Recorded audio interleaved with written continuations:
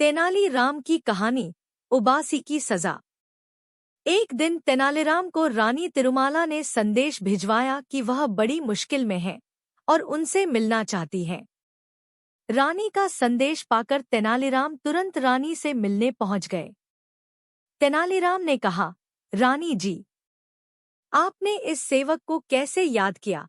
इस पर रानी तिरुमाला ने कहा, तेनालीराम, हम एक बड़ी मुश्किल में फंस गए हैं। तेनालीराम ने कहा, आप किसी भी तरह की चिंता बिल्कुल न करें और मुझे बताएं कि आखिर बात क्या है। तेनालीराम की बातें सुनकर रानी की आंखें भर आईं। उन्होंने कहा, दरअसल महाराज हमसे बहुत नाराज हैं। तेनालीराम ने कहा, लेकिन क्यों? आखिर ऐसा क्या हुआ? रानी ने बताया, एक दिन महाराज हमें एक नाटक पढ़कर सुना रहे थे और तभी अचानक हमें उबासी आ गई। बस इसी बात से नाराज होकर महाराज चले गए। रानी ने तेनालीराम से कहा, तब से कई दिन बीत गए हैं, लेकिन महाराज मेरे पास नहीं आए हैं। मैंने गलती न होते हुए भी महाराज से माफी भी मांग ली थी, लेकिन महाराज पर इसका कोई असर नहीं हुआ। अब तुम ही मेरी इस समस्या का समाधान बता सकते हो तेनालीराम। तेनालीराम ने रानी से कहा, आप बिल्कुल भी चिंता न करें महारानी। आपकी समस्या दूर करने की मैं पूरी कोशिश करूंगा। महारानी को समझा बुझाकर तेनालीराम दरबार जा पहुंचे। महाराज कृष्णदेव राय राज्य में चावल की खेती को लेकर मंत्रियों के साथ चर्चा कर रहे थे। महाराज मंत्रियों से कह रहे थे, हमारे लिए राज्य में चावल की उपज बढ़ाना आवश्यक है। हमने बहुत प्रयास किए, हमारी कोशिशों से स्थिति में सुधार तो हुआ है, लेकिन समस्या पूरी तरह खत्म नहीं हुई है।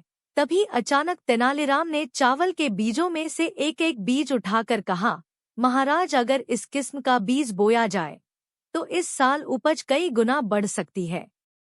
महाराज ने पूछा, क्या ये बीज इसी खाद के जरिए उपजाया जा सकता है? इस पर तेनालीराम ने कहा, हाँ महाराज, इस बीज को बोने के लिए और कुछ करने की जरूरत नहीं है। परंतु महाराज ने पूछा, परंतु क्या तेनालीराम? तेनालीराम ने जवाब दिया, शर्त यह है कि इस बीज को बोने, सींचने और काटने वाला व्यक्ति ऐसा होना चाहिए जिसे जीवन में कभी उबासी न आई हो और न ही कभी उसे उबासी आए। यह बात सुनकर महाराज ने भड़कते हुए कहा, तेनालीराम, तुम्हारे जैसा मूर्ख व्यक्ति मैंने आज तक नहीं देखा। महाराज ने बिगड़ते हुए कहा, क्या संसार में ऐसा कोई होगा जिसे कभी उबासी न आई हो? तेनालीराम ने कहा, ओह, मुझे माफ करें महाराज, मुझे नहीं पता था कि उबासी सबको आती है। मैं ही नहीं, महारानी जी भी यही समझती हैं कि उबासी आना बहुत बड़ा अपराध है। मैं अभी जाकर महारानी जी को भी यह बात बताता हूँ।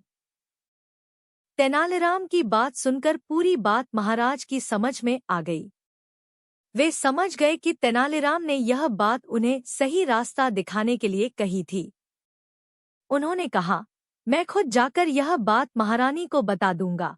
इसके बाद महाराज तुरंत महल जाकर रानी से मिले और उनके साथ सभी शिकायतों को दूर कर दिया।